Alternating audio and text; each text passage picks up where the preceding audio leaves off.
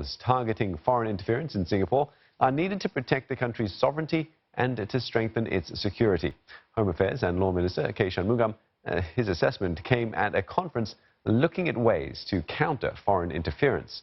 The minister highlighting the internet as a formidable threat as the methods for such campaigns become more sophisticated. Ariel Lim explains.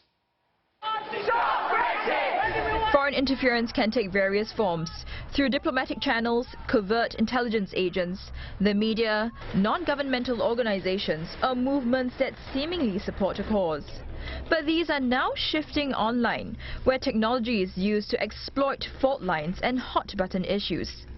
This means hostile information campaigns have become cheap, easy and effective. An instance was the Nancy Pelosi deep fake.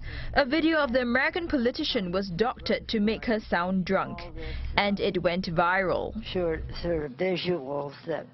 The combination of these online hostile information campaigns, or HICs as I call them, and the offline activities, foreign control media, sites, agents of influence, NGOs, groups of citizens who fan the flames knowingly or unknowingly, and all of this combines, it's extremely toxic, extremely powerful.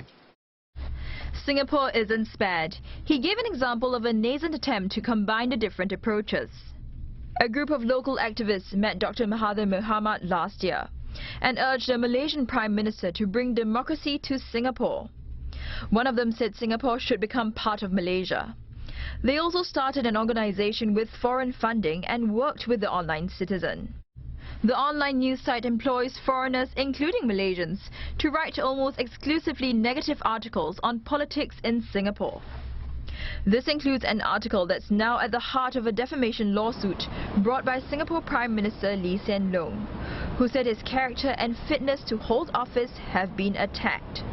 I'm not commenting on the legal merits of the article, since it's a subject of a lawsuit, only that a foreigner staying in Malaysia writes these things for a Singapore site to target a Singapore audience, telling Singapore civil servants to protest, calling into question the Prime Minister's integrity, and has written many other articles to try and influence viewpoints in Singapore.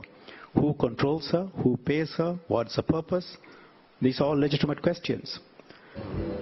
He added that most readers would assume that these articles are by a genuine Singaporean contributor. Online news sites, as we can see from what's happened in Europe, in the US, in many other countries, including Asia, with anonymous writers, no one knows who they are, motivations unknown, who is paying them is unknown.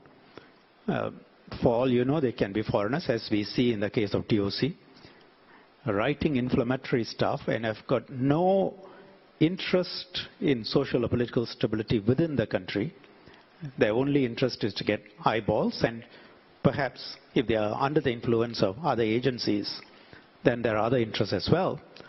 They can easily be used as tools for foreign interests.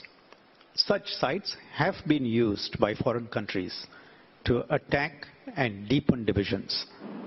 He said Singapore's strategy against such campaigns can't rely solely on tech companies to self-regulate. This is because their business interests conflict with such regulations. He also shot down Facebook CEO Mark Zuckerberg's suggestion of a global standard for regulations. The suggestion that such legislation should be based on universal common standards, I think, is not a very practical suggestion. The different social, political and cultural contexts in each country will make a broad international agreement nearly impossible. Every country has the right, the sovereign right, to decide for itself how it will protect its national security interests. The government, with the consent of the people, will have to decide. Commercial companies cannot tell us what to do about this. They have to work within the framework of the law. Our task is to make sure that the approach is fair and reasonable and at the same time effective and workable. He added that new laws to counter foreign interference must include targeted interventions and allow for quick investigations and response. The government must have the power to gather information, such as the source of content. He also said it must have the levers to deal with a range of threats, including funding. It'll also consider restricting foreign leadership of specific organizations closely involved in Singapore's political landscape.